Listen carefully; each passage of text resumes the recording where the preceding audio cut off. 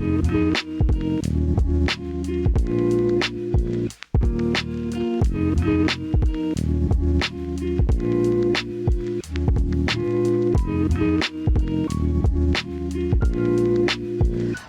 to Grounds for Conversations. I'm your host, Amber Noble, and today we are in Missouri. Missouri.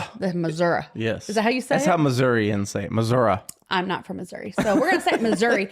And we're here with my good friend, and he's been on this podcast before, Jason Mauck. So good to be back. Yeah. Well, we're here. So, You're actually here with me. So I'm not. I know. You're not back. I'm back. Look who's back. Sorry. There we go.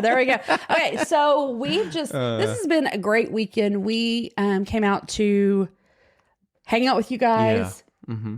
Check out your new church. You guys. So much fun. You planted how long ago? The end of August. So we're like 7-8 months in here into our church plant. Yeah. So I think let me just be honest. What I think is so cool is having been your friends for as long as we have. Yeah. And have walking through some of the dreaming process for you guys wanting to plant and then deciding you wanted to come home for you because you guys are from Missouri. Yep, Missouri. It's our originally, home. Right? Yep. And so you guys wanting to come back to home. Yeah.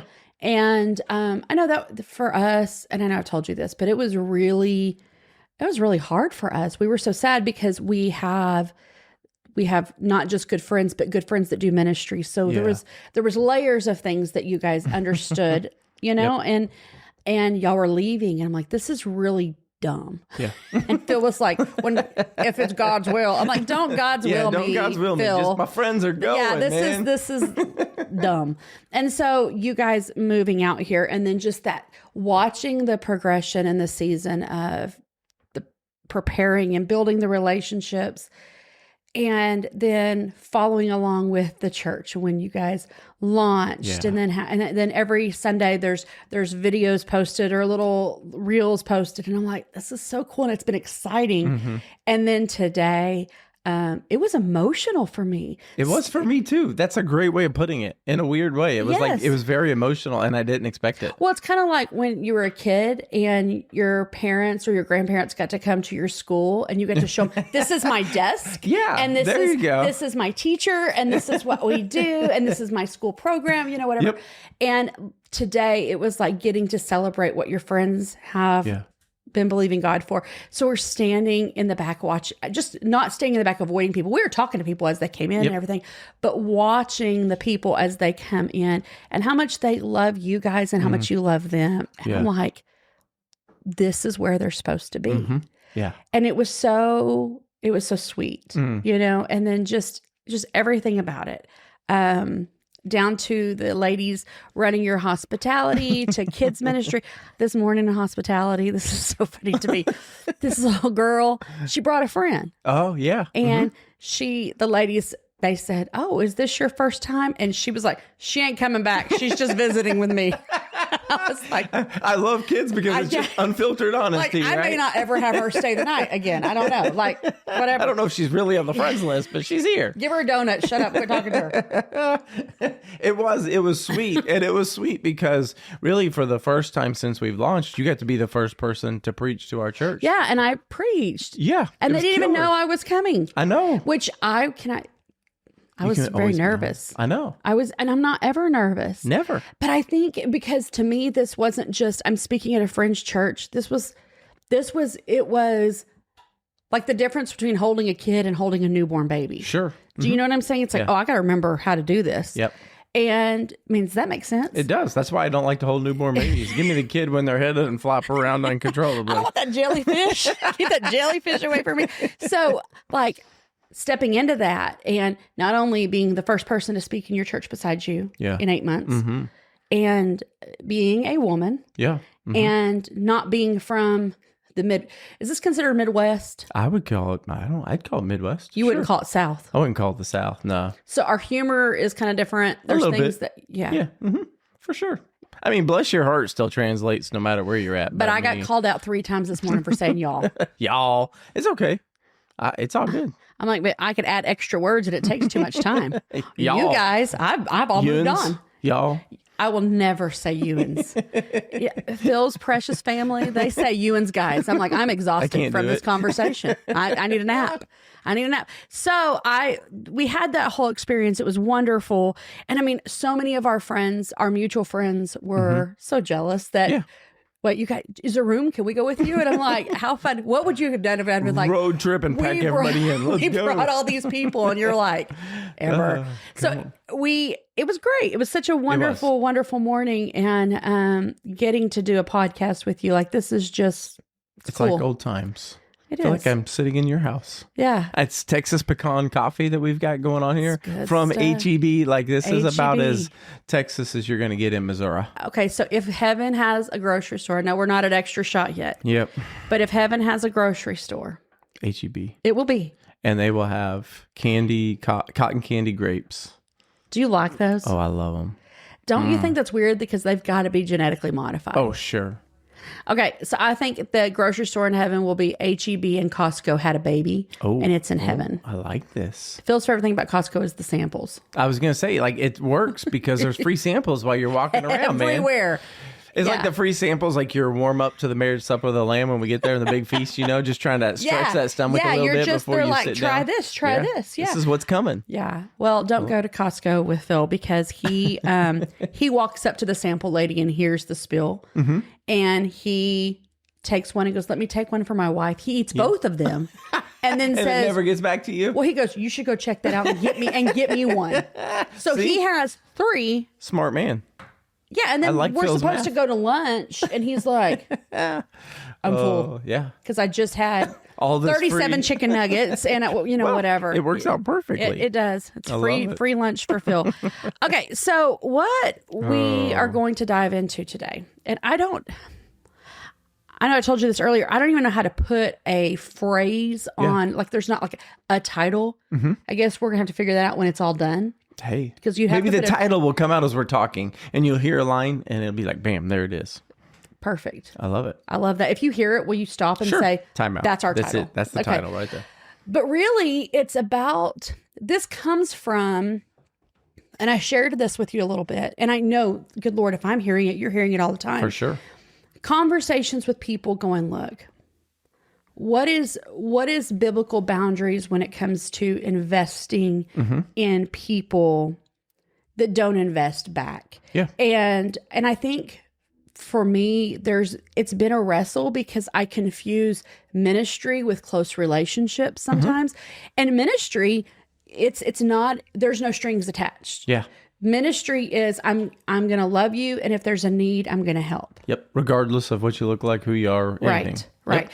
And I know the confusing part is people will say, well, family is ministry and everything's ministry. Yeah. Sure. But Jesus also had layers of that, right? Absolutely.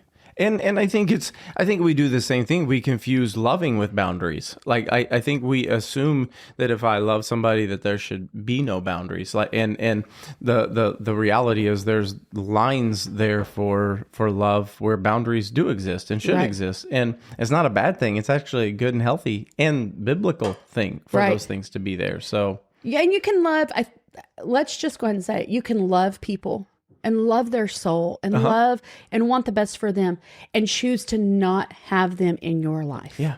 And just because I love you, we might not be best friends. I still love you. You just might not be the best friend that I'm going to hang out with all the time. Right. And that's not a bad thing. That's not a wrong thing. That's not a bad feeling as a Christian. That's just part of life. Jesus had his circles inside of his circle all the way people, down to 3 to 1. To 1. Right. I mean, and so there are circles of relationship that Jesus naturally had with different people depending on who they were and where they were at. And so I think we have to acknowledge that. Yeah. In all of those circles, it wasn't wrong for Jesus. He didn't sin in having those circles. No. It wasn't playing favorites or being biased towards anybody. It was part of what it was like to do life in relationship with people, depending on the level of investment that they were making back in return in what he was doing. Well, we talked about this the other day. In 26 years of working with students, I honestly could say for the most part, like, I've never had favorites. Yeah. That's, oh, come on. My kids? Okay, so point perfect example.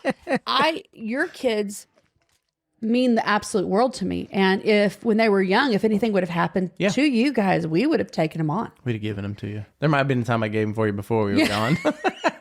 Go live with Amber. But I think that what people don't understand is that anybody that ever looked and said, oh, she plays favorites. No. What happened was it was the kids that wanted, like, I was available. Absolutely. Show up. Like, if you want to hang out, let me know. You want to go to dinner? Let me know. You want me to come to your game? Let me know. You want me to do this like right now while we're here? Yeah. There's a county fair going on in Montgomery. Yeah. And I've got a young lady that is very, very, very, very close to me. Like this, she's it. It's her senior year. Is she showing animals? She's showing animals. And this morning during service, she got grand champion her heifer. Come on. Yeah. Let's go. I know. I love it. And so it's like, there's this place where, like, well, you love her more. No. You know what? She calls me. Yep. She texts me. She invites me to things. She's checking on. And it's not like, well, oh, so it's just about what you get out of it? No. But if you want to know, well, why are you... I'm available. I'm available to the ones who want to make themselves available to me. Right. There is that mutual investment. Right. And there's also a mutual, is it fair to say there's a mutual expectation in those relationships? For sure. Like this is, I'm investing in you, you're going to invest in me, because together we're trying to build a relationship and invest in each other. Right. And so there's a mutual investment. Well, you fast forward. So students that grew up with me and they're adults now, like adults, they are either married or they have careers or whatever. My love for them hasn't changed. Nope. But the ones that I've stayed close to are the ones that make the effort, right? Text you back, call you back. Hey, PA, what's up? And not always, can we say that? Not always text back. They text first. Yeah, like it that's good. doesn't, there's a point in time where you don't always have to be the one doing it. Now there's seasons. People are going through things. People are struggling. There's a loss. There's, people are sick, whatever. Yeah. Yes, you've got to take the weight of that on. But I think that this is the conversation that needs to happen. Like, where do we see healthy friendship in the Bible? And what did that look like on both sides of the road? Like, there's a balance, right? For sure. Okay. So go back to you mentioned Jesus. I mean, he's kind of like the core of everything, right? Yeah, I mean, he's kind of a big deal. He's a big deal. But he had thousands. Yep. He had hundreds. He had 12. He had 3. And he had 1. Did he love any of them more than the other? No, he loved them all. The same. The same, 100%. But was there different layers in those relationships? Yeah. I mean, you think about that layer. I mean, Judas, one of the ones who betrayed him, he was one of the 12. And he washed his feet. And he washed his feet. He ate with him. He ate with him. He had him there at the Last Supper. Yeah. I mean, he kept him around knowing what was coming. Right. But even for him, there was a layer of investment that wasn't happening that there was with Peter, right? Right. When Peter gets together with Jesus at the end and man, Jesus is like, we got any swords? Like, Peter's the first one to strap up and say, I got you, man. We're going in. Like that's, let's be honest, is that the kind of friend you want? Yes. I mean, if you called me up, I'm strapping up and I'm driving 12 hours. I'm coming down to Texas. I'm driving 12 hours all night, strapped up, ready to go. Let's go. You know what's funny? You say that, and without going into a lot of things, there have been things that have happened in our life that you've called us and said, you want me there? I'll be there. 12 hours. Do we need to hide a body? Yep. I will drink an energy drink. I will roll down there. We will make this happen. Like 12 hours. Come on. And so, like, but why was that? Y'all moved way too far away. I know. But to me, that's was there a different layer of relationship? Sure. But there was a different layer of commitment from Peter than there was from Judas. Absolutely. Right? Judas was in it for himself. Right. Peter was in it for Jesus. He just had to figure out how to get that right along the way, and Jesus still let him in. And then there's, John. I mean, the one. Well, I love how he references himself. I mean, come on. He talks about himself in his own book. John, the beloved, the one that Jesus loved. But I will, and I know we're not Jesus, but our goal is to be Christ. like. Sure. I think what is so cool about the whole thing is Jesus was the same across the board. Absolutely. He knew what he knew about every person, and his love didn't change regardless of where they are. Nope. Now, I think something that we can learn from that is when you know who you are, Yeah. you can be steady across the board regardless of how other people invest or perceive you. Because there's always going to be people that, because of their own insecurities, because of their own junk or crap in their life, they're going to want to try to project that on you. Oh. Well, you think you're all that. No, I never said that. That's on you. Like your issues are your issues. Don't put your insecurities On me. On me. But even, and maybe this isn't where you want to go, but it's the thought I have too, is you talk about Jesus loving the same across the board, but that love looked very different. Let's take the rich young ruler, for instance. Good example. Is that can we go down that road for just a minute? Because it's actually, that's in my notes. So yeah, for sure. So to me, like, here's a guy, did Jesus love him? For sure. Did Jesus give him what he wanted? No. No. Did Jesus backtrack? He gave him what he needed. He gave but him what he didn't give needed. him what he wanted. And so, like, even in that, to me, I think that's part of the problem in some of the relationships that we have, and the mutual investment that stops happening is because I say I want you in my life. I say I want you to be around for me, but really I want you to do it on my terms. Yeah. Like, if we're honest, we become so narcissistic in our culture and society that I want relationship with you. I want it on my terms, the way I want it, and I want it to make me feel good. Right. Well, you see that.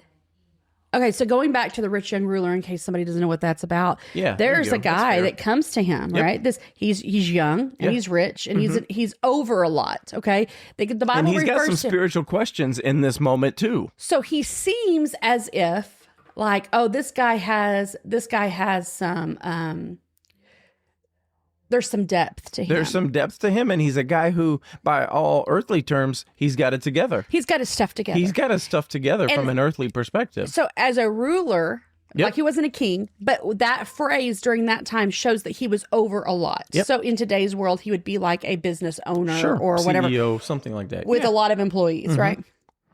He comes to Jesus and he says, what? What must I do to inherit? Yep. And it was the kingdom of God. And he was really, truly wanting to understand. Yeah. But like any relationship, sometimes when we're like, hey, I think I'm all in, and we find out what all in means, we have to make a choice. Do I want to be all in? Think about any friendship you've had, or even relationship. Like in church planning, we've had these same conversations. Right. But even just in friends, when it's the beginning stages, it's fun. Yeah. It's all like we're having a great time. And then all of a honeymoon sudden, phase, yes. And then all of a sudden something happens in their life. Something happens in your life. Something that requires the party to end and the cleanup to begin. And you got to go, wait a minute, am I in? Is this what I really signed up for? Yeah. Like I have a friend back home that she's fighting for her life with cancer. And also going through a divorce. Wow. And the friend group, and I'm not on the inner circle of the friend group. Yeah. I would do anything for her and anything for the rest of the ladies. I'm really just kind of like the hype lady that just loves them all and just prays, right? I don't know what else to do. But I'm watching one of my very, very best friends is on that inner circle, and she goes over and she's draining fluid bags and all the things. And it's like, this woman is one of the greatest women, the lady that's fighting cancer. Yeah. She was so fun and so fun to be around. But this is a different, are you in or are you not? Yeah. Because she's still precious. I mean, it's crazy to know somebody that's going through everything she's going through, and she's just like, she's the one, well, how can I pray for you? And you're like, bro, don't pray for me. Like you don't. This is, you get to tap out on this one, right? And Yep.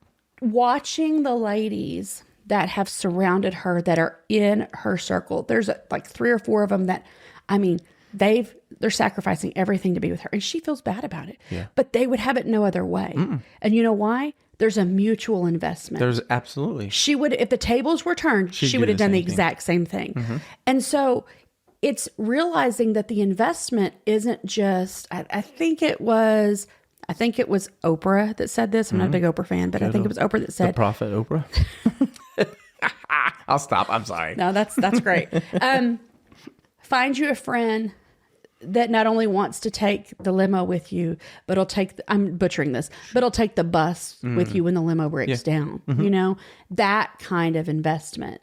And when you're looking at the investment that when it comes to people, that's their stuff, It is. their junk, their family issues, their sickness, their brokenness, their, you know, whatever. Yeah. It's, Where it gets messy, right?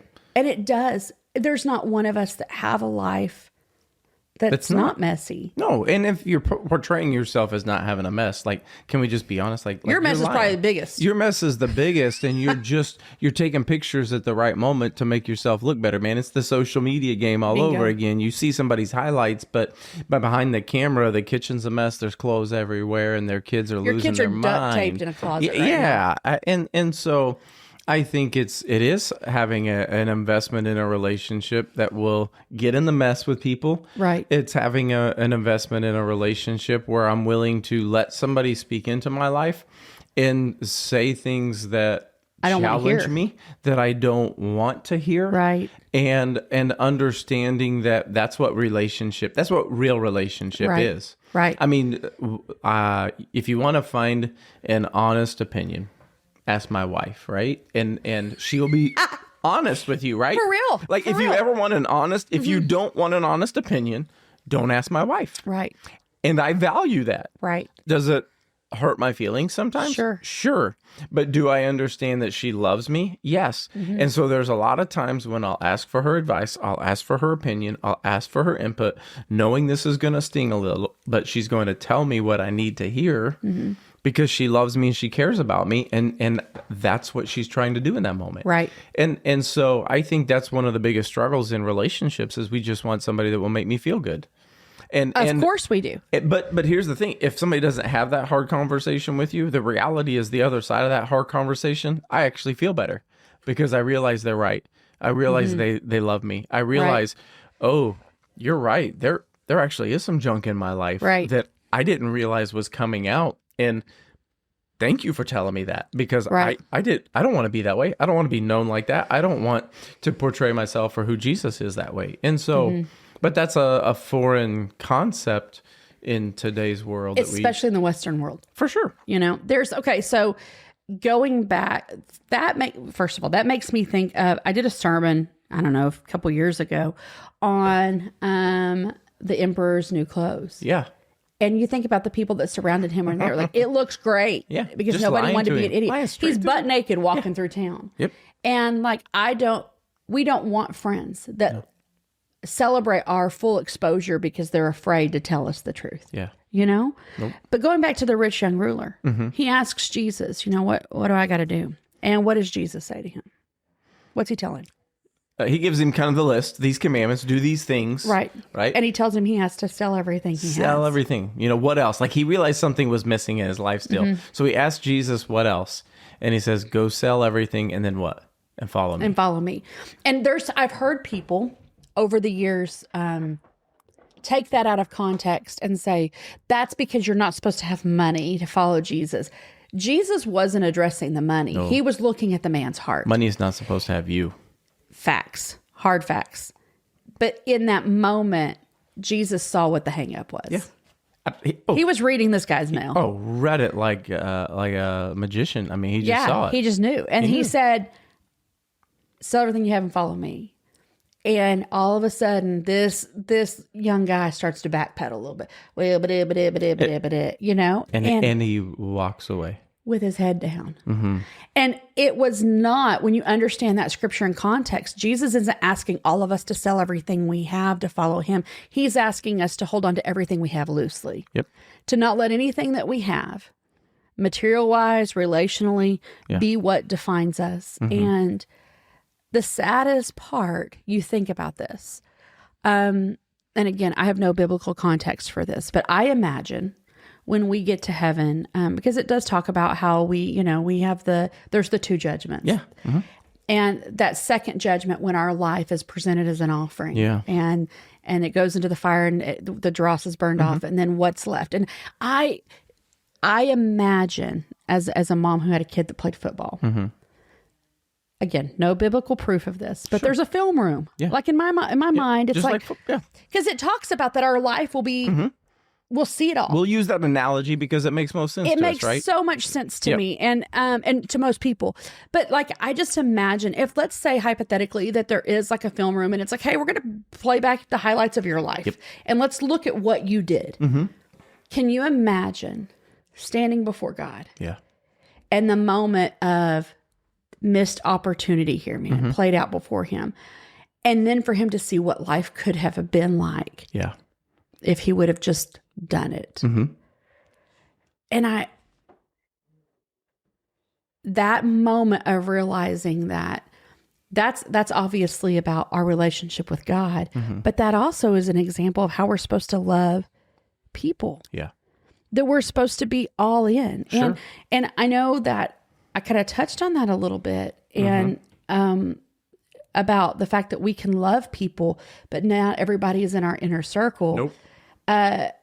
Tupac said, now we're getting to the real the real stuff, Come right? on, Right. Man, let's he go. said, just because I don't want you at my table doesn't mean I don't want you to eat. Yeah. Yep. That's right. You know, and there's been different variant forms of that quote. Yeah. But you get the gist, right? Sure. The idea that just because you're not going to be on my inner circle doesn't mean I want you to fail. Nope. I think that if you find yourself wanting people to fail, well, they hurt me or they hurt my family.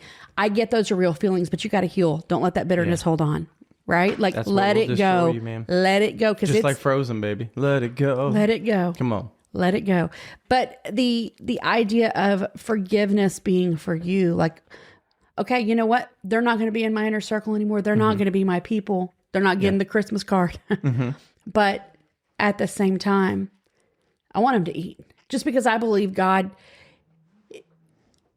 personally, if God can heal, restore, forgive somebody like me with the past that I have, how dare I think that he can do that for everybody? Yeah. But that doesn't mean that people that have handled me or my family wrong, that I have to not have a healthy boundary. You used the word boundary earlier. Can talk a little bit about your perspective on that in friendship. Okay. Sure. Because it's so easy. You're a pastor, you're a church planner. So it's easy to go about it as, well, this is boundaries in church, but what is it in relationship as a Christian? Sure. Well, here's what I'll say. I think we misuse the term boundary in a lot of ways. To me, a boundary isn't a wall. I think a lot of people want to use boundary as a wall to keep somebody out. I don't think boundary is a wall. I think boundary is more like a door. And that door opens or closes. And how that door opens or closes depends on where we're at in this relationship and what's best for both of us. And so to me, like, I mean, in terms of friendship, I think part of that boundary is set by a lot of things. Can I trust you? To what level can I trust you? I can be honest with you in a lot of things and know, man, this conversation is going to die between me and you. No, we talk about things that I know nobody else is ever going to hear. Fun fact, if something happens to one of us, including our spouses, that group text. Yeah. Oh, yeah.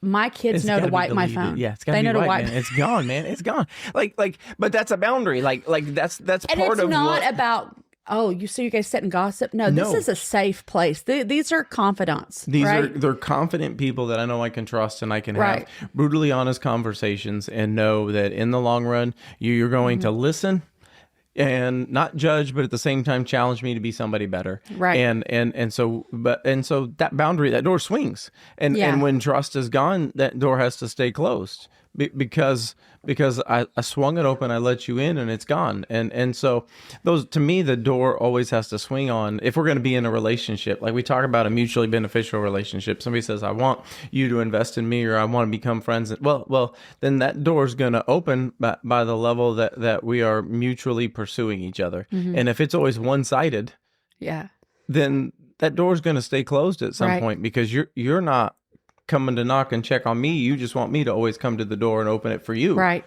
Is that a fair way to 100 analogize for sure. the word boundary and in the way that I think it's healthy, it's biblical, and Jesus did it with everybody. Right.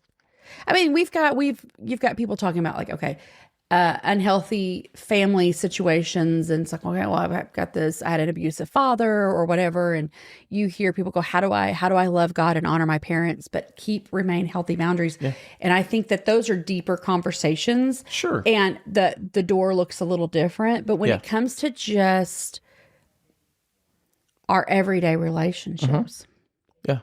And maybe someday we can have a conversation on those deeper places of where there's been abuse and neglect. I mean, that's a whole other thing, yeah, right? And there's not a black and white handbook for those things. I think there's a lot of that is situation to situation and circumstance to circumstance. Right. And there's been things that people have endured that a lot of us have wouldn't even know how to wrap our mind around. Not a clue. And it's like, well, my dad was abusive. Well, but at the level that some people have experienced it. I mean, I'm not saying my dad was abusive. I'm saying somebody could say, well, my father was abusive to me, and then that doesn't hold a candle to the abuse that somebody else has. Yeah, somebody may say my father was abusive to me and he took my car keys away. Like right. No, like or my dad and I got in a fist fight one time. It's like, well, that's awful. But then this person's dad, sexually abused them their whole life. So there's different levels to and those boundaries look different. Absolutely. But we're talking today, and I love that analogy of the door. Yeah. Because there are some people, I think that there's some people that are on the other side of that door, and we have to be okay with the fact that it's like a book, the chapter, the page is turned, and not everybody in last chapter goes into the next chapter. Nope.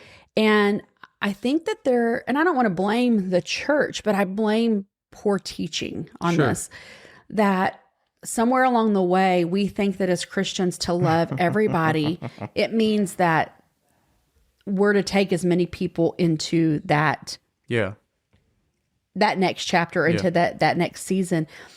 And we confuse the phrase that we're supposed to point everybody to Jesus and get everybody to heaven. Yeah. First of all, it's not our responsibility to get people to heaven. It's our responsibility. Yeah.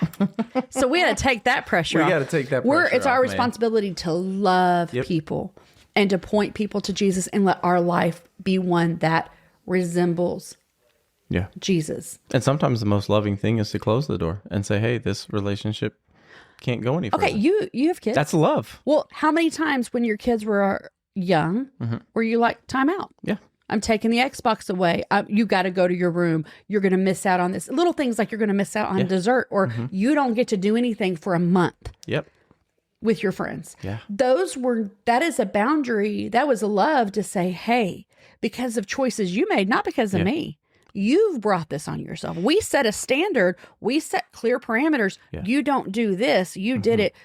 I didn't ground you. You chose to be grounded. And that's the part, like, that's exactly what I was thinking when you were talking about people who are in one chapter of your life may not go into the next. And if that's the case in those relationships, and we've both seen those relationships in life, in ministry, we've had those moments. Well, why haven't they gone to the next chapter? For most of those relationships for me, it wasn't that I didn't want them in the next chapter. They didn't want to make the investment that was necessary to go into the next season. And so I didn't exclude them. They excluded themselves because they didn't want to invest in what it was going to take to go to the next season of life. Right. But it's a whole lot easier to just be the victim and say, man, you cut me out of that chapter and you wrote me off. And it's like, no, you had the invitation to come be a part of this. And it wasn't fine print. And it wasn't let's be honest there. Yeah. It wasn't like, I kind of let you know, but I didn't let you know. Like, it was pretty clear. But you just found out to be all in. You had your idea of what all in was. Right. This is what all in really was. Right. And suddenly I didn't want to pay the price to go there. That's fine. But these guys wanted to go there. Right. And so I'm going there and they're coming with me. And you get the choice to decide at what level you want to be all in or not. Right. And so that's where I think a lot of people have been frustrated at times with me in those relationships. And I've had to come to a term and a peace with it is I wasn't leaving anybody behind. I want you to come. Right. But it's going to cost another level and another sacrifice and another price to get there and truly be all in this relationship. And some people just aren't willing to pay that price. And so they stay in the last season How many friendships did we have over time, right? How many friends from high school? Friends, Right. right? That we actually have conversations with now that we were close And with in high Facebook school. doesn't count. Happy birthday, the standard happy, which is the cool. standard- Thanks for remembering me. I But love like, that's seeing not my the friend. 257 happy birthdays on my birthday. But the reality Right. is they don't know anything about what's going on in my life, the ups, the downs, the things that I'm facing, the thing that my wife or kids are facing. There's a Right. handful of people do. Why? Because I've made the sacrifice to say, man, I truly want to be all in this season with you. Right. And so I'm going to pay the price with you. I'm going to put in the work. You're going to put in the work. It's a matching energy. Absolutely. And I think that we have to, as Christians, stop acting like we have to be a beating post Yeah. for people. Like, if you don't want to make the effort, don't. But I'm not going to continue to make the effort. I love you. If like, true story, there are people that are not in my daily life anymore. And if there was an emergency and they called, I would drop I would things too. and go help. Why? Because that's Jesus. Yep. That's not me. That's Jesus. Yep. But that doesn't mean that even opens a door for that relationship to start back up. Nope. Right. And I just think that we have to learn that saying, hard pass. I'm not going to do that. So how do we, let's talk about that. Like if we were going to make it in practical terms to say, man, in some relationships, I'm trying to recognize where it may be time to set some boundaries and redefine where I'm at in a relationship Yeah. in practical terms. Practical so that terms. people that are listening to this could begin to understand and maybe evaluate their own life. Right. In light of that, what would you say are some practical ways of recognizing I need to evaluate or ask these things or look at this? And if this is happening, then this relationship may be in a time for the season to close versus to open. I mean, I have a few thoughts. Yeah. but- Well, first and foremost, I think you got to look at the relationship and go, is this relationship pushing me towards who I'm supposed to be as a believer? Perfect. That's a great one. If you can say, well, this is my best friend, but when you walk away and everything you've talked about and everything you've done is toxic. Like I had coffee with a friend the other day that I wish, she's one of those friends that I'm still kind of getting to know. And I Yeah. wish that we had more time to do stuff. And she brought up a mutual person that we knew. And she said, she has, I haven't seen her in a long time. Yada. It wasn't gossipy. It was just like blah, blah, blah. And she said something that I don't even think she realized she said, but she said, I don't ever hear from her unless she wants to know information about somebody. Look at that. Yep. And she said it, and I know she didn't, it wasn't in a negative way Yeah. because this person is not, she's one of those people that's like, would be nice to everybody. She's nice to everybody, loves everybody, Yeah. and sweet as can be, and didn't realize the power behind the words she just said. So I do think that it's like, okay, I think first of all, you have to know your value. Yeah. This makes me think, and I've shared this story before, but I was at a estate sale thrift thing with my daughter. Sounds like fun. Dude, I love stuff like I that. mean, we did go to the thrift store Friday, so That's a whole nother podcast in itself. That experience. that might be an extra shot right there. Ooh, I don't know about all that, but yeah. So I was there with Hayden, my daughter, and I don't know. She was somewhere in the store, and I see these mugs, and I'm like, these are cool. There were 6 of them, Yeah. and they're 50 cents a piece. I'm like, these are cool, and we are big coffee people, and I have a cabinet completely devoted to coffee mugs. I guess I think that the entire state of Texas is coming over for coffee one day, and I'm prepared. You're prepared. I'm that prepared. might happen. Yeah, I would love that challenge. But anyway, so these 6 coffee mugs, 50 cents a piece, right? Yep. So what's that, $3? Yeah. And I'm like, cool. So I put them down in my basket. Well, Hayden's taking forever. And I turn them over, and they're handmade in Italy. Oh, wow. So I look them up. Uh-huh.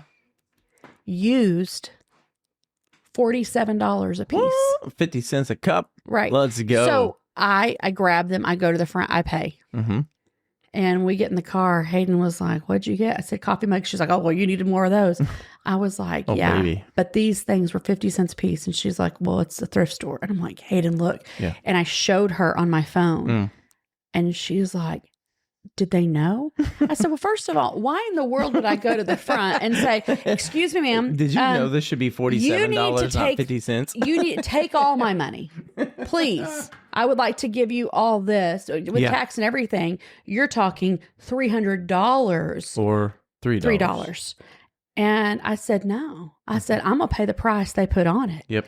And the Lord just reminded me of something right then. That's what people do. Yep. If you don't know your value, people are always looking for a cheap price and a sale. Out. Come on. Woo! They're going to pay what price you put on you. And if you're like, look, I don't know my worth. I don't know my value. I don't know the value of my time. Yeah. You're going to have people wheeling and dealing and looking for a bargain, and they're going to treat you as if you were bargain basement price. Yeah. So I think back up. My first thing is, do you know your worth? Do you know your worth? And if you know, hey, I know that what my time is valuable. You know, being in full-time ministry, there's not a check-in, there's not a clock in, clock out. Nope. And especially it is not 9 to 5, man. For sure. And with young people, especially, it's all hours of the day and night. Yeah. And so in my spare time, if you want to call it that. Yeah. What is that? Anything extra I have, I don't even get to spend the time with my friends that I want to. Yep. So I'm super, super protective of who gets that time. Yeah. Right. So why? Because I know what the value of that time. I'm not going to just blow it on just anybody. Yep. And so if I know that, then it comes to who is going to look at me and go, I'm pushing you to be the best you can be. That means they're going to call me on my stuff. Push you closer to Jesus. Push me closer to Jesus. They are going to Point celebrate out some things that might be getting in the way of getting closer to Jesus. and do it in love, but also not sugarcoat it. Nope. Don't sugarcoat things with me.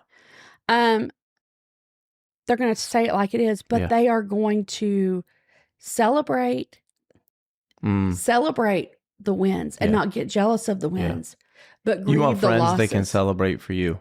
Yeah. And whether they get nothing in return, you want friends that can just remember, like a parent and you know what I mean? When you're sitting in the crowd watching your kid play ball and they do something great and you just lose your mind cheering, you want friends like that in your corner. They can just celebrate you, and doesn't matter what it ever gets back to them. This is just, man, I can celebrate your win. Yes. And they love people who love your kids like they're their own, you know, people that are showing up, but they're also people, again, that the tables turn. You're the same way for them. I'm cheering you on. You're cheering me on. We can celebrate each other and we don't have to worry about it. Like today, I was so proud for you and Kendra. Yeah. Like I stood back there and cried, like, look at what God did. And look, their dreams are coming true. Yeah. And everybody I talked to was like, do you guys know how blessed you are to have the pastors you do? And they're like, yes, we do. But why are you, and they're like, why do you talk like that? You know?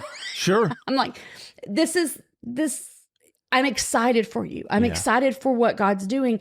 But there's that mutual, I know my value, you know your value.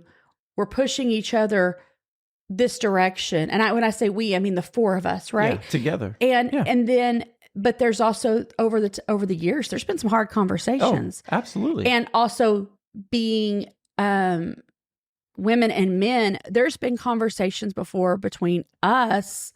Because there was a season you were my boss. Yeah, we had to be the boss, the pastor, and a friend all together simultaneously, right? And there were times that, you know, like you were working on a sermon and you're like, I need to process this out. And there were times that I needed to, as a verbal processor, you had to learn real quick. No, no. Then I ask a lot of questions. You do. I had to learn to say to you, hey, I need to talk this out. I don't need you to fix it. Yeah.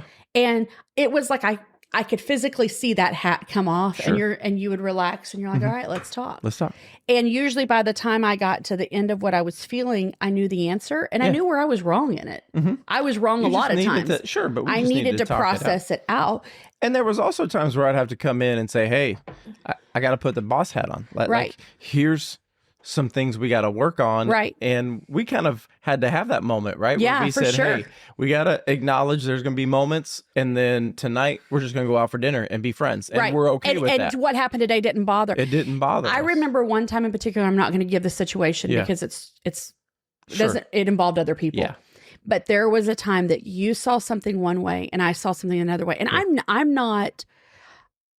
I wasn't needing to be in charge and I wasn't needing to be right to be right. Yeah. But I felt like I understood something and I didn't know how to articulate it. And you were like, Amber, this is wrong. I'm like, no, you don't understand.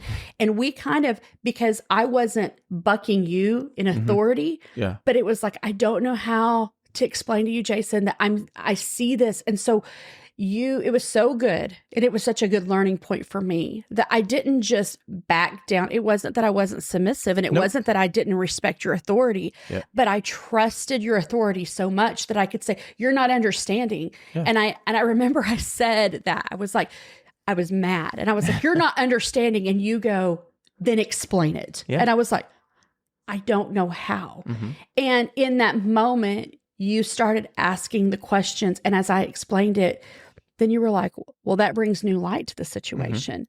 You were absolutely right where you stood With the because information of I the had. information you had. And I wasn't sure how to, and because this was involving other people, like we could have walked away from it and their whole family would have just fallen apart, right? Absolutely. It'd have been a bad situation worse. Right. And so we were brought into it. And so I'm sitting here and everybody sees this side, but I have this information. And as I'm talking through, then you were like, you asked questions that forced me to be able to communicate What was going without on?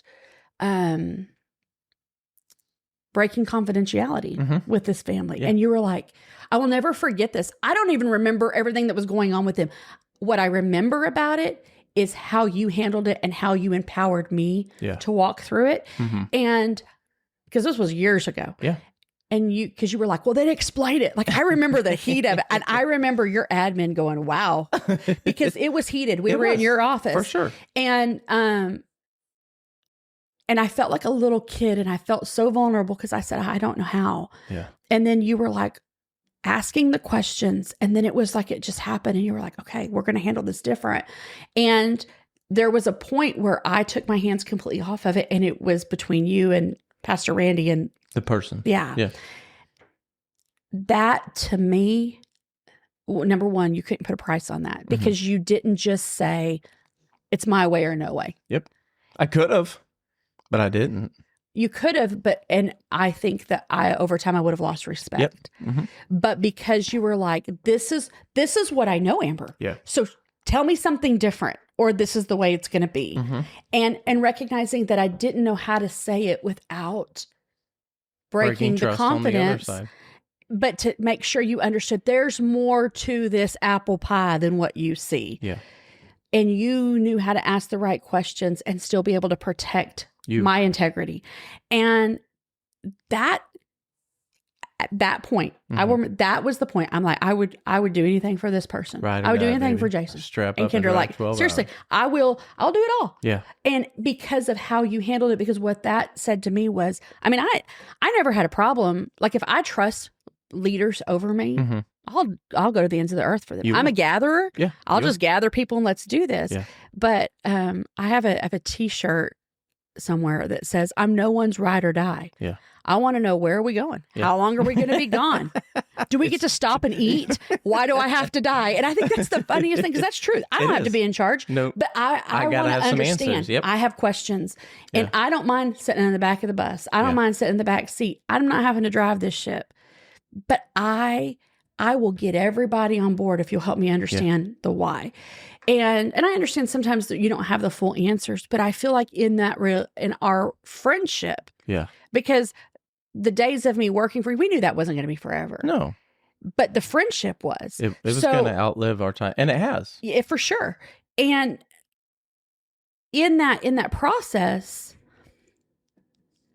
recognizing that the investment is the effort in the investment on both parts was worth the investment. Sure. Because we understood our own value and therefore we could understand the other person's value. Yeah. We can recognize that. And if I could take that story, can I use that story and For just sure. point Are you out? about to throw me under the bus? No, I'm not going to throw you under the bus. I think we've talked about a lot of things, and so I want to use that story though to make some practical applications. Do you remember the situation I'm talking about? I do. Okay. And so to use that story though, how did we get to this place where we had I like to mutual investing in our relationship, right? We got to that place just to point out some of the practical things that you were talking about there.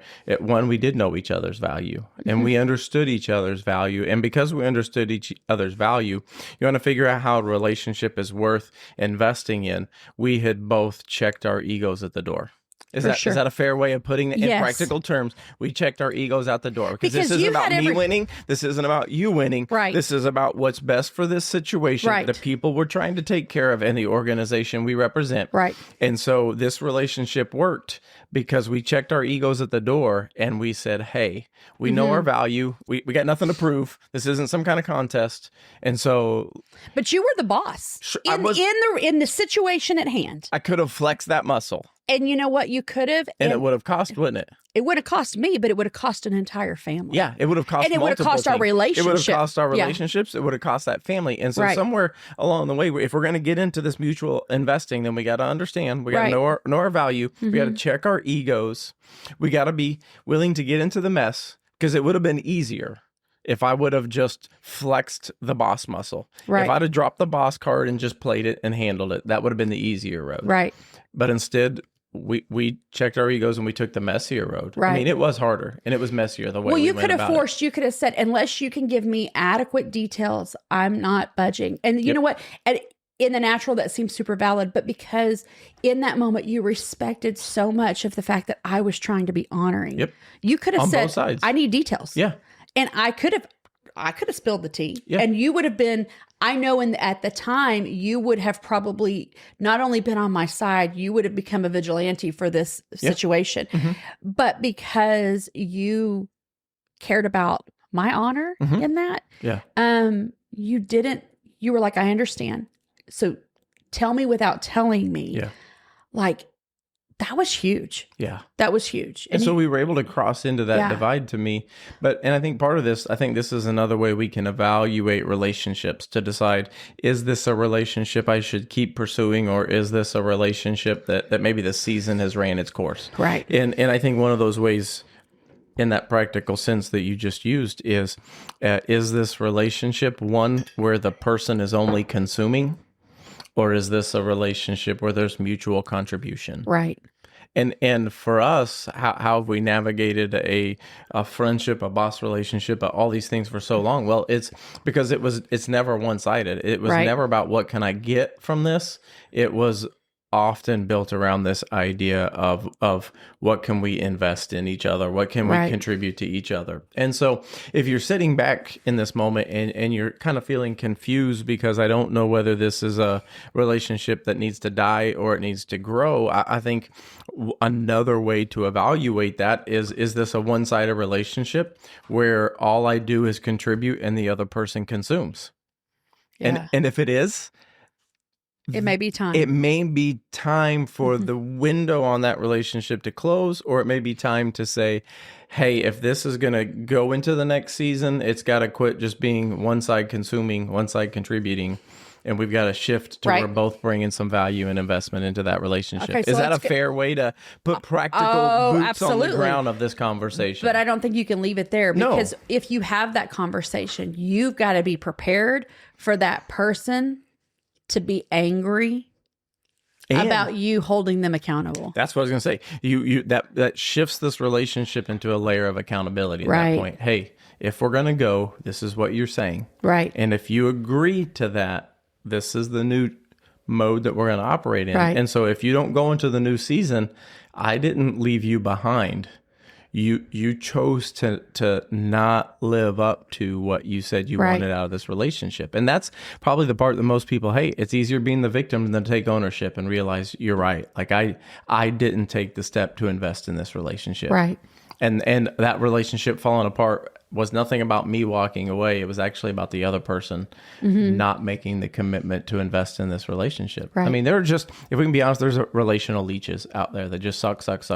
There are. And they don't give anything. And if you're in a space and place where it's like, I don't know what that relationship might be. It might be with a boyfriend or girlfriend. It might be with some friends in your circle. It might be in a discipleship relationship where somebody's asked you to invest in them, whatever that might look like. It could be in a marriage. It can be in a marriage, but somewhere, any of those relationships are never going to work if one side contributes and one side consumes. Right. It's destined to fail at some Right. point. And that well will run dry because there's only so much that can be taken without something given in return. Yeah. And so I think if we're going to talk about what it's like to quit being narcissistic, to quit being self-centered, to quit being in this relationship of what's in it for me, what's best for us. And Yeah. if what's best for us means there's going to be contributions from both sides. Right. Right. Is that a fair boots on the so ground? fair. And So fair. accountability Right. is how we do that. Right. I do think though you can't just say all that and also not address the elephant in the room that when you are brave enough and strong enough to go, wait a minute, there's some things that have to be addressed here. Yeah.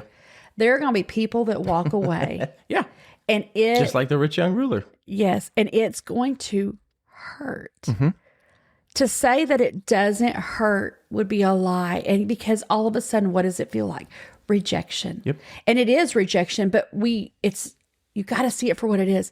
It's not rejection of you. It's rejection of the gift that you give. Yeah. And chances are, if people are rejecting that with you, they're rejecting it with other people. And so it's not, I think that as somebody who my biggest fear is rejection. Yeah. Right? Sure. It is. I want everybody to be happy. I want everybody to love me. I want to be invited. I don't want to go. Okay. Yeah. I mean, true story. Yep. Like, please. That's a fair way of putting it. If we're going to do something and you cancel on me last minute, I kind of love that sometimes. I'm like, Okay, I got a free night now. yeah, like, wow, I didn't have margin in today, but now I do thanks to your Yeah, canceling thank our you. plans. But the idea that to say that, wow, I stood up for myself, that felt so good for a second, Yeah. but then it's going to feel like, I think we would be doing a great disservice to say that there's not then a moment that you then have to grieve a loss. Yeah. Because loss hurts, whether it's healthy or not. Yep. And sometimes the things that are being removed, and it's kind of like when the best example I can give, Hayden was a little girl and she had a bad hangnail, and she would not let us touch it. Yeah. She had a death grip on it, right? Yeah, because it hurts, right? Yes. Don't touch it. And so we decided to be these amazing parents and wait till she went to sleep. And then sneak in. We snuck into her room. Like, I'm not joking. This was like Psycho looking back at it. And we get up. I'm holding a flashlight and Phil has the nail clippers. And she's like asleep in her bed in her little Ariel gown. Like, this is how little she Mermaid was. makes Little me want to Mermaid. sing this song. Oh. I think you should. And so we climb up over on the side of her bed and go to clip it. Those giant Into blue the room. eyes woke Bam. up and she sat up. We hit the ground and Army crawled out. She was 3. Why were we scared of her? But she was like not having it. And so finally, it was like a couple days, like this thing was gnarly, nasty, and had got infected. Yeah. And she comes into the kitchen and she's like, Mom, it hurts. And I take her and I set her up on the counter. And I said, you're going to have to let me look at it. So she slowly opens her hand and shows me her thumb, and it's disgusting. Yeah. And I said, you're going to have to let Mommy clip that. And she said, is it going to hurt? And I said, yes, really bad. But once I do it, it'll be better. And she said, I don't want it to hurt. And I said, well, the longer it goes, The more. it's going to hurt. And it's like for her little brain to understand that. And she just cried. And it was so bad that her brother came in there and held her other hand, what a which there's brother. moments of justice that were like, hey, welcome to the party, buddy. And I did. I washed it really good, and I had to, get in there and cut it out. It was at the point that if we didn't do something, we were going to have to take her to the doctor. Sure. It was And then really it was gonna bad. be- And it was going to cost a lot of money. Right. And so we dug in there and trimmed, cut it out. She wailed and screamed. Justice cried. I'm crying because I'm the worst mom in that moment. You feel like, right? You feel But terrible. within 30 minutes, you didn't even know it happened. Yeah. She was playing. back to life as normal. And, then it went through the healing process. But I think that we have to recognize that if we're going to address the unhealthy, Yeah. if we're going to address, it's time to let some people go, not stop loving people, No. but remove them from that space. There is going to be, quite possibly, not always, but most of the time, there are cattle mooing in the background. Literally, as we're talking, they're getting fed hay. I can hear the tractor out there. Welcome to Missouri, and being close to somebody who has a beef farm. I'm like, that's not my stomach, just so you know. It is. But to know that is going to be a place of grief. Yeah. And I think it's okay to sit in that and lean in that, because I do think what happens in that moment, if you can in a healthy way recognize, I did the right thing. Yep. This is the right thing. And it may be a relationship it's so intense that you might need to go talk to a counselor, and that's okay. But stepping back and going, I feel this way. But possibly if I would have dealt with some of the things early on, we wouldn't be in this spot. We wouldn't be in this spot. We let it get infected. We did. We hid it from God. Yeah. When he's like, hey, if you'll let me deal with this, it's not going to hurt as bad. And believe it or not, it hurts his heart too. I mean, you go back to the story of Lazarus. He grieved. He cried. Jesus sobbed. Wept. The shortest verse that every kid memorized when they had to memorize. Jesus wept. Right. And it wasn't because he didn't know what he was about to do. Yeah. Mary and Martha were like, you should have been here. He was sad. He was heartbroken. He felt their pain. And there's nothing probably more comforting to know that the God of the universe, the breather of stars, the healer of brokenness, still hurts for our pain, even though he knows I've got this taken care of. Yeah. So I just think that we can't go forward without saying, hey, let's pause for a minute and know that there's going to be some loss. There's going to be some grief that has to be navigated. And neither one of those things are bad things. But they're also not fun. They're not fun, but they're not bad. And this is probably a podcast for another time too, because it's its own adventure as you go. But I think that's why it's so important. One of the things you said, why we struggle with rejection, is because we have a lot of baggage from our own life that we haven't dealt with, and we've tied to it. And that's why I think, in some level, if we want to be in relationships that are healthy, we have to learn how to get healthy ourselves. And deal with some of our junk so that we can be in a healthy relationship with somebody else. It's hard for a sick person to be in a healthy relationship. Right. And so if we can't acknowledge what we need to work on, then working on ourselves can set us up to better be in a healthy relationship. Right. To me, this is one of those conversations that we could probably talk about all day long. Oh, we could. But I do think that hopefully it started something where people can go back and go, wait a minute, let me evaluate some things. Is there anything else you could add to this that you like, closing thoughts, that may stir on maybe later on down the road? I'm loving the cows in the background. I know, me too. Because every time I open my mouth, it sounds like it's coming out of my mouth. The toy you used to pull and play to make the farmhouse sounds as you go. That's kind of what's going on here. I mean, I think to me that this is the thing. Relationships are worth having in your life. They're biblical. They're biblical. They're necessary. It's the value of having a church community around you is to be in relationship. And in order to do that, we just have to acknowledge that it's messy. Yeah. It's hard. And it requires an investment from both sides. Sure. And so to me, I think that's what we have to do is follow the model to me that Jesus followed. In the relationship that he had with the disciples, it was this moment where it was people investing in each other. Right. Why did the disciples follow Jesus? He was investing in them. Right. Why did Jesus invite them into his inner circle? They were investing in him. Right. And so I think we have to find a way to have some biblical relationships where we're both investing in each other. Yeah.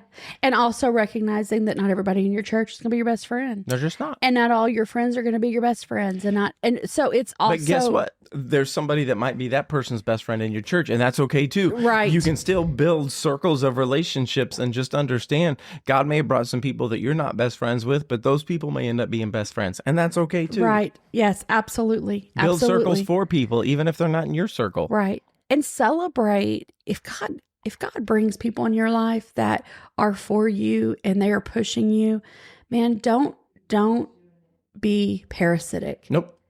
Take the time. What can I do for you? How can I pray for you? Pray for your friends. Yeah. Look for opportunities to invest in them. Yeah. What can I Celebrate give? their wins. What can I bring to the table? What can I bring to the table to invest? Absolutely. Don't ever show up to any relationship empty-handed. Nope. You show up with something to give, and you'll always have relationships around you that are pouring back into you. Always. Boom. Brilliant. Perfect. It's a great place to Simplify it. stop. It is. All right. Hey, thank you for doing this. thanks for I wish having we me. could do this all the time. Me too. I wish we could keep the cows around while we're doing it too, man. So funny to me. So funny to me. This fits Cowboy Church, baby. Come on, let's go. Yeah. You're I welcome. live in a neighborhood. I know. I live If on you a hear farm. cows, it's just our angry neighbor. Well, thanks for having me. I love getting to be And on we're here going with to you. do it again. We will, for sure. We're going to do it Always. again. All right. Y'all stick around for an extra shot. It's going to be great.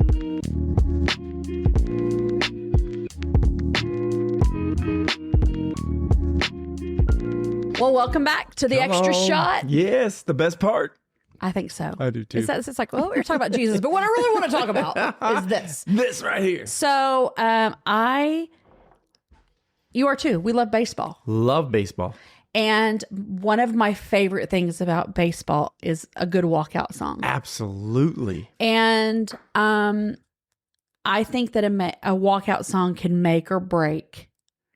The whole baseball experience. Well, if I even like the player. Yeah. Or they just You hit a judge home run. them I'm like, by yeah, the- but yeah. Miley Cyrus was their walkout song. So I mean- I don't care if they got a home run or not. Nope. So I want to talk about the value of a good walkout song. Come on. Let's Okay. go. So I did a little research and I'm like, hold on. It had to have started somewhere. Like, Where did this what start? if I told you it started in the garden and Adam had a walkout song that got would played? be the best. It would be great. Just thundered from heaven. The thunder rolls. No, The just thunder kidding. rolls. The walkout song started, you may or may not know this I little don't information. know, actually. It was through the Chicago White Sox during the 1970s. And a lady, it was an organist Oh. named Nancy Faust who created the first walkout songs. And it was started as a major league thing with the White Sox. Yeah. And over time, it developed for people having their individual walkout songs. That might be the only positive thing that came out from being the White Sox is this right here. Like, I don't know if they've ever won anything successfully. Oh, I know. Thank you for bringing us the walkout song, Chicago White Sox. right. I mean, Right. thank you. Thank you, Chicago. Thank you. You know what? This is totally not what we're talking about, but you know what I have mad respect for? What's that? Is people who are loyal to their team, even when their team is awful. I know.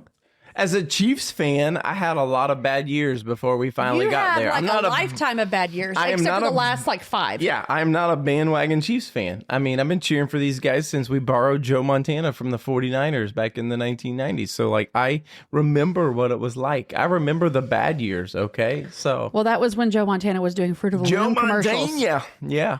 Fruit of the Loom. I know. Awful. Yeah, like I grew up, our whole family, they were always Cowboys, right? And so Bless you. whether they were good or bad, Jerry Jones or not Jerry, like it was always Cowboys. Cowboys, right? So, and now we live in Houston and I'm not, I know this, Texans. I'm not, but here's the fun thing. Living so close to Houston. I'm not afraid. They're going to be like, Amber don't even know sports anyway, so it's whatever. I know last night we were, this is my first year to be included or invited into our family's, Yeah. our big family March Madness. Uh-huh. And Let's go, Houston. Let's go, Houston. that was my pick. That's my pick. I may not be athletic, Yeah. but I I'm need all about Houston winning to pull something. this off, baby. Right. Come on, Houston. I'm Well, they rooting for you. did. They did last night. I know. But we were watching the Florida Auburn game. Yeah. And I needed Auburn to win. I wanted Auburn to win. It would have helped me even more because then I'd be the one guy left with a winning team in the championship. Right. Come so on. you look at everybody in this one bracket that I'm in, and I mean, my top 4 were amazing. And You nailed my it. top You did four, so good. I did, You but did. I needed Auburn to beat Florida, and they didn't. And Florida or Florida? Florida, Dirty South. Walkout songs. So we were watching that game. Yeah. Mm-hmm. And it's funny to watch the end, like these incredible collegiate athletes, Yeah. D1 schools, the best of the best, obviously. Yeah. When the pressure is applied, all of a sudden people are just, it's like, They played this they don't know how to game use their entire legs. life. I know. It's like they look like baby giraffes trying to walk. You're like, what are you doing, There were man? some leadership lessons, man. When the pressure is on, man, who can come in clutch? And we're all sitting on the couch telling them how they should do it. Like nobody's asking me to play even shoot a basketball like a granny ball. Like no. So I've never been an athlete. Yeah. And I don't love watching sports on TV unless it's like final games or whatever, me you know, World Series. The baseball season's too long. I just wait till October and start watching. There you go. Now, I don't mind, but it probably is how I grew up on a Sunday afternoon. If you're going to be on the couch and having sports in the background to go to sleep to. Turn a baseball game on. Turn on golf if I'm going to take a nap. I will not ever have golf in the background. Oh, put me because to you know sleep why? in a New York it's minute, the man. random.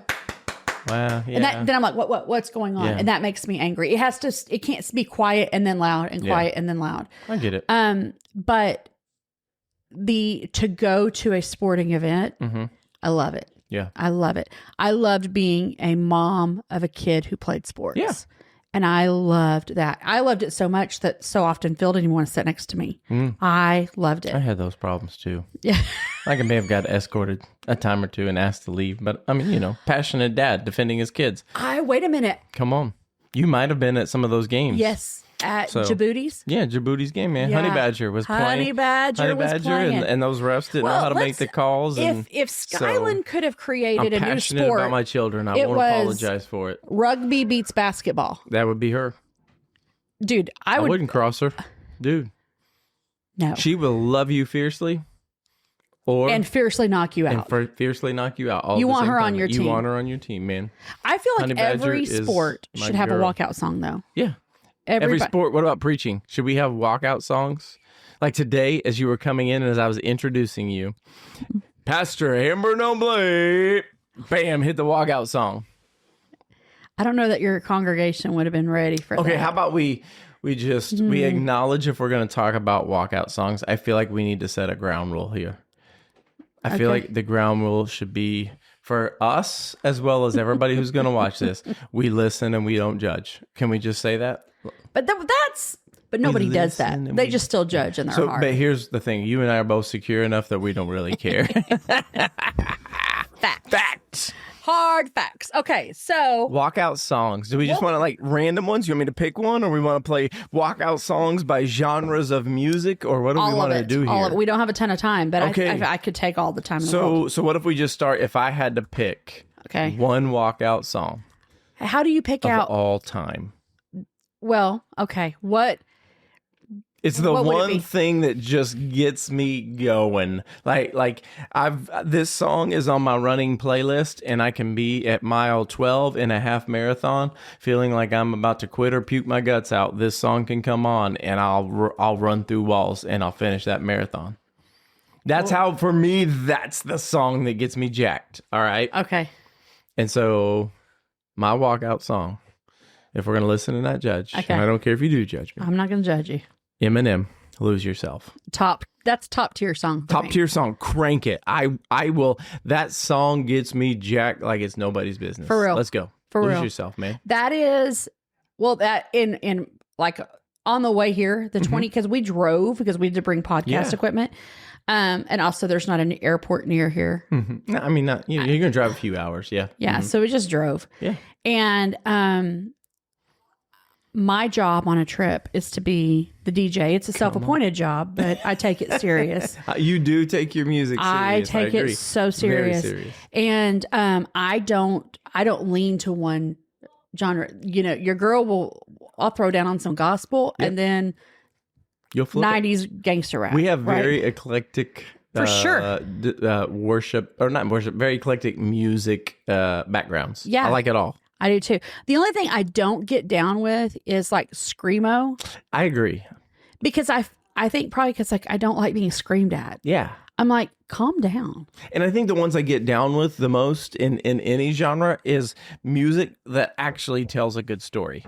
For Is sure. that fair? Like that's how I can like Yeah. rap and Christian and some of this bluegrass and some of the country. You know what I mean? Like because there are songs in there that legitimately tell some really good stories about people. But And but the Christian storyteller songs can be cheesy because then it becomes Yeah, like it's true. human video Yeah, music. I agree. But like I don't like screamo, but I love some good heavy metal. Yeah. At the same time. Sure. Do you know what I'm saying? Like I I will, if I'm cleaning my house, I want, it can't be something that I want to stop and dance to Yeah. or something that I'm like, I feel like I'm about to come in with my own lyrics.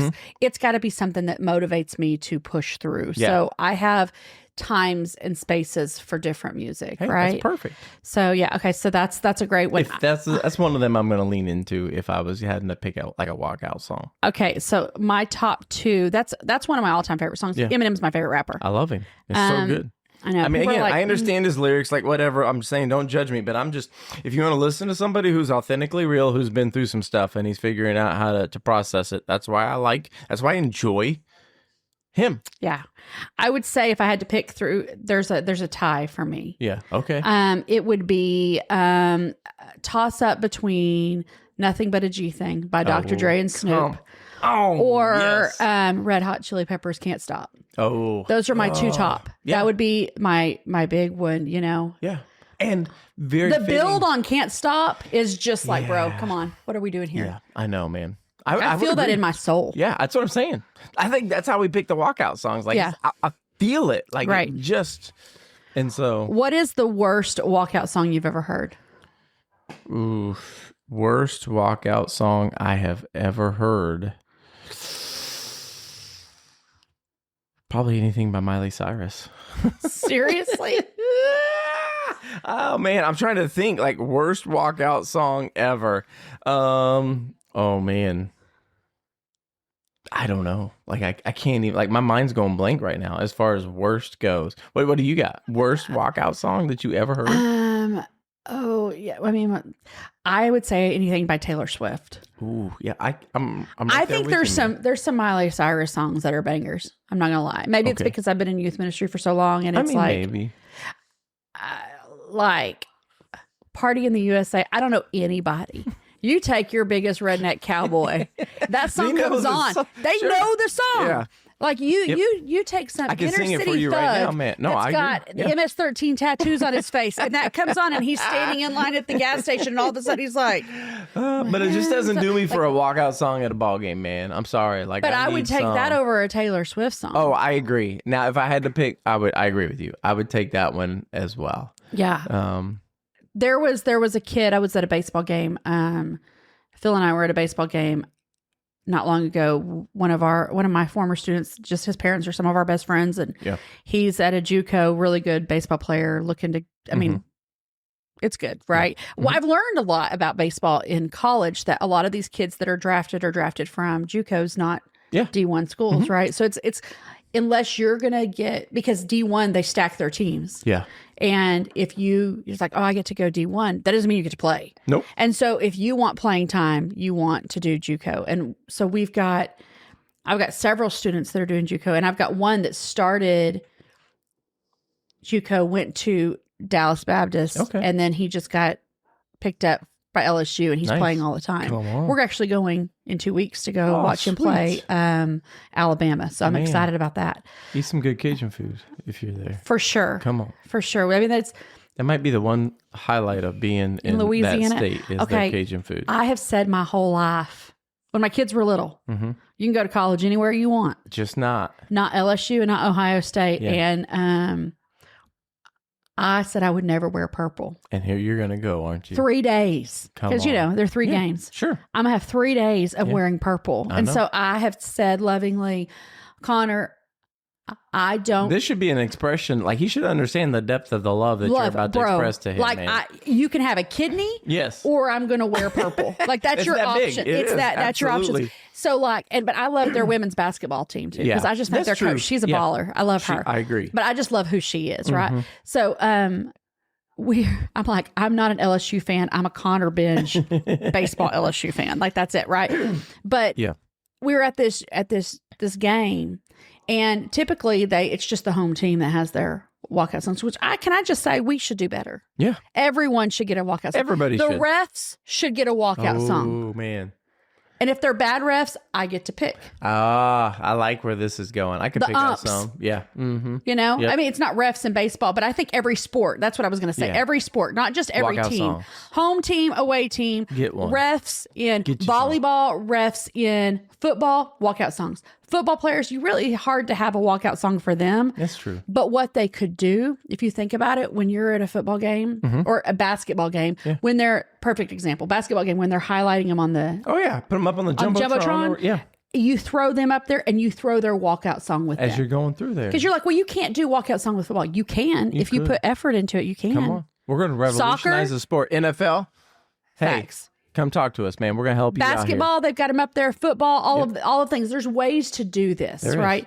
And I do think that when they introduce the refs, they don't introduce refs in football and in basketball because there's like a shortage and they're not great. So they're like, we don't want somebody meeting this guy out by his Buick afterwards. Yeah, it's true, man. They don't want somebody rolling up at the end of that game. Right. But at baseball, let's do a walkout song for these umps, right? Okay. Home team and away team. But we're there and there's this kid on this other team. And I was kind of blown away. I'm listening to all these walkout songs by they're just, a lot of them are like your so fresh and so clean, things what you would expect. Yep. But his last name was, I can't remember if it was Coop or Cooper. And he walked out to Rooster by Alice in Chains. Come on. And I'm like, bro. Rooster Coop. The chicken coop. Play on words there. Oh, that's smart. Somebody put some thought into that. He did. And if he didn't, his mom and daddy did, right? Because his what generation he was from. And so can I tell you that every time he walked out, I paid attention and I learned something. Your walkout song draws people in to watch you play. Oh. And if it's a bad walkout song, I'm just sitting there talking about that was the dumbest choice. Man. But all of a sudden you hear Alice in Chains come on and I'm like, oh, what's this kid got? It was great. It got you. It did. It worked. Hook, line, and sinker. Line and sinker. Okay, give me another example of a good walkout song. A good walkout song. If I was gonna pick, I could always go with some Thunderstruck. Back in Black. Yes. I mean, I feel like those are some pretty good standard walkout songs that I could totally throw down with. There's songs that because we love all kinds of music, there's songs that just shouldn't be walkout songs. They're great songs. Yeah. But anything from Sublime. No. You say no? Maybe. I mean. Okay. But you go music So no to Sublime for you. I mean, probably. But what about Nirvana? Okay. I can get down with that. What about what was the they had a Marvin Gaye, What's Going On? And I'm like, bro, this is kind of cool. Oh, okay. Because the guy walked out with got a little soul going on. And I'm like, I'm with you. Yeah. I would have never thought that put something like that. Yeah. It was great. That would throw you for unique and engaging all at the same time. I bet that if I was a psychologist, which I should never be a psychologist. I feel like if I was, I'd just be always judging people as I'm standing there. So I'd be like, why are you dumb? Why are you dumb? Why do you do the things you do? Yeah. I would, first question I would ask, what would be your walkout song in life? Because you could tell a lot about a person. That's true. Yeah. Do you know what I'm saying? You really could. Mm-hmm. Do you ever look at people and go, I bet I know what their walkout song would be? You're going to now. I'm going to now, all because of this. If you had to pick out a walkout song for Phil Noble, can we pick a walkout song for somebody? Would you pick a walkout song for Phil? What would it be? Well, because I know him.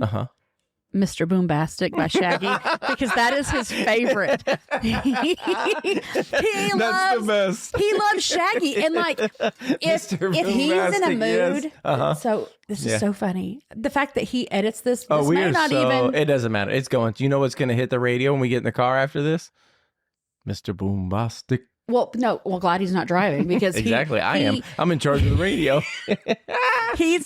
If he's like in a mood, which is very rare. Yeah. If he's in a mood, or if he's tired, or if he's stressed, I'm just like, I'll have Siri play it in the living room, and I'll just slowly turn Watch it up. And if he's in the kitchen, all of a sudden his left leg just kind of starts tweaking, Oh, and you're like, okay, it's heating he's up. feeling, and he doesn't even realize it's happening, and he's still just talking about, the world needs change, the world needs God, and he's like, he's moving, and you're like, oh, he's got some Mr. Boombastic in him. I love it. Perfect. Yes. I think if I'd pick one for Kindred, it had to be something from like Pitch Perfect, like one of those combo songs from Pitch Perfect that they do. Like that would be what she would throw down to. You know what hers would be? Oh my gosh, what is it? Which one from Pitch Perfect would you do? The rap battle. The where they were in the pool. Yeah. That would be the one. That would be the one that she would throw down on. What is that song? No Diggity. No Diggity. That would be the one. Because of that movie, she has it down word for word and she can rip it out now, Which is no judgment. No of your judgment. wife, she's one of my greatest friends. I know. She had never heard anything outside of like Carmen. Point of Grace. Point of Grace.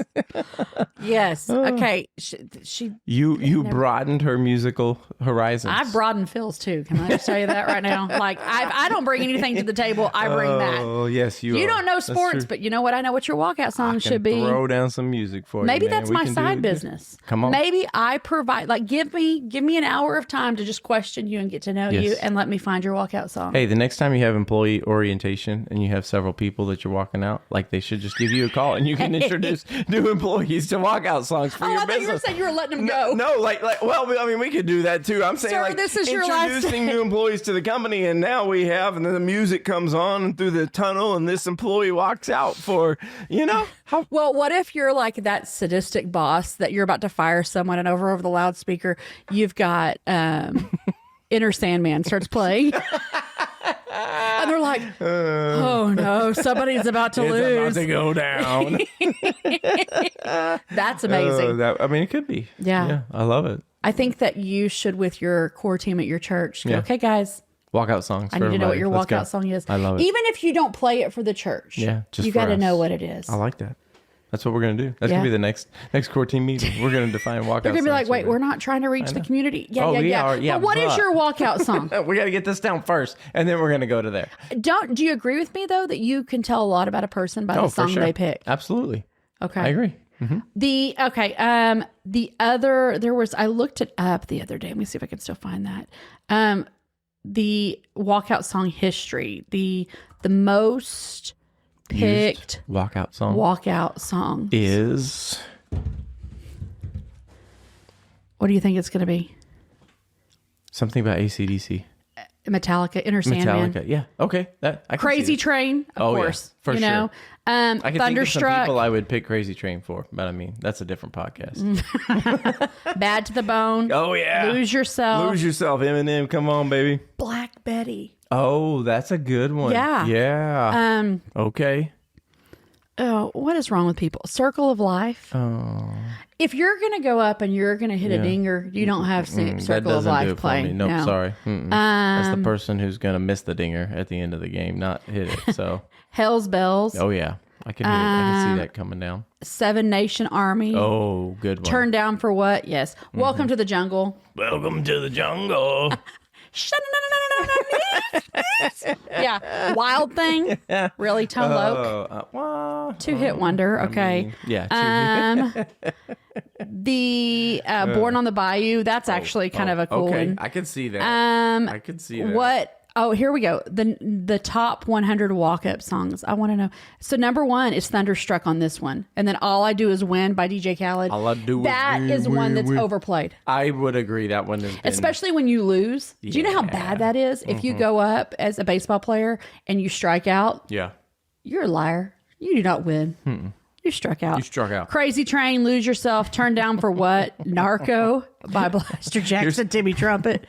Here's the best. I looked up the worst walkout songs ever. Are you ready? Yes, you know what I'm the number so one ready. is? What? Fantasy by Mariah Carey.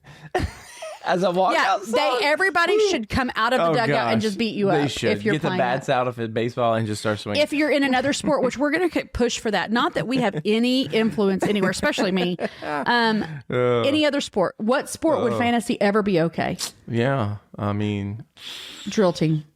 maybe. Not even Maybe. then. Is that a sport? I'm sorry. I should stop. I will tell you, competitive cheer is a sport. Sure. Yes. For sure it is. Okay. Take a Look Around by Limp Bizkit. Who picks these things out? A Sky Full of Stars by Coldplay. No. Coldplay should never be on anybody's walkout song and list. then it ends with anything by Kid Rock, Black Eyed Peas, or New Metal Band. Fun fact, back in the early 2007, 8, Black Eyed Peas was a big one. I know. And I thought that was weird. It was kind of overplayed too. And For then sure. we hit down to this last one that kind of surprises me, but it gets into the genre that we like. Gangster's Paradise by Coolio. Worst. Top list for worst. Do you know why? I'm going to tell you why I think that me happened. why. Because Coolio went from rap to Not being so a Coolio. chef. Yeah, not so Coolio. And not like Snoop Dogg did, where he's been able to do all kinds of things. Yeah. I've got his cookbook. So there's your best, there's your worst. Yeah. And everywhere in between. man. Everywhere in between. Walkout songs. If you're going to be gangster, you can't then also do home decor. Unless you're Snoop Unless you're Snoop. and you're best friends with Martha Stewart. That's it. That's the only way it works. And I'm not Is there, either of okay, those. last question. Last one. Any Christian song that you would think would be an amazing walkout song? I can think of one that wouldn't be. Friends of friends forever. Christian song that would be a good walkout song. Nope. I'm sorry. I've got one, and come on. don't hate, Throw it. but like I'm telling hate to you, play a I think you would get game. everybody on both sides. Okay. And like, hey, Let's go. whose report will you believe, Ron Canoli?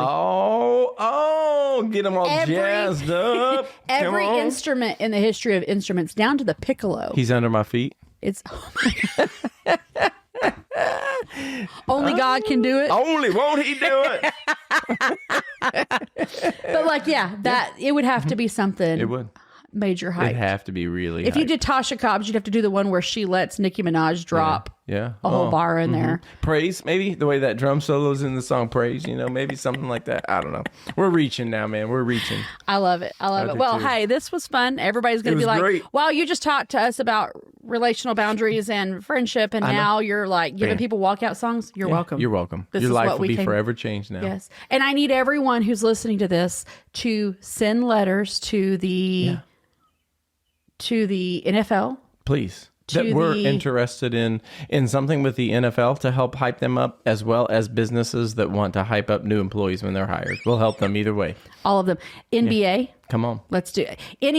And also, yes, we just started a business. We just did. I did that yesterday with a lady at your Home I Goods, think by we the should way. call it Walkout. That's our business. Yeah, walk-ons is a great place to go get boudin balls. But walk out. This is it, man. We got your song. We got you, man. Come on. And it won't be the same one as everybody Nope, else. we'll help you out. And it won't be a we Mariah might start Carey. writing some songs. Yes, we will. Yes, we will. It's I know what I'm doing. My retirement plan. Boom. We got it right here. Hey, Here we man, go. thank you for playing along with my thanks for crazy having brain. us. Absolutely. All right, love you. Hey, love you guys. We'll see you guys next time.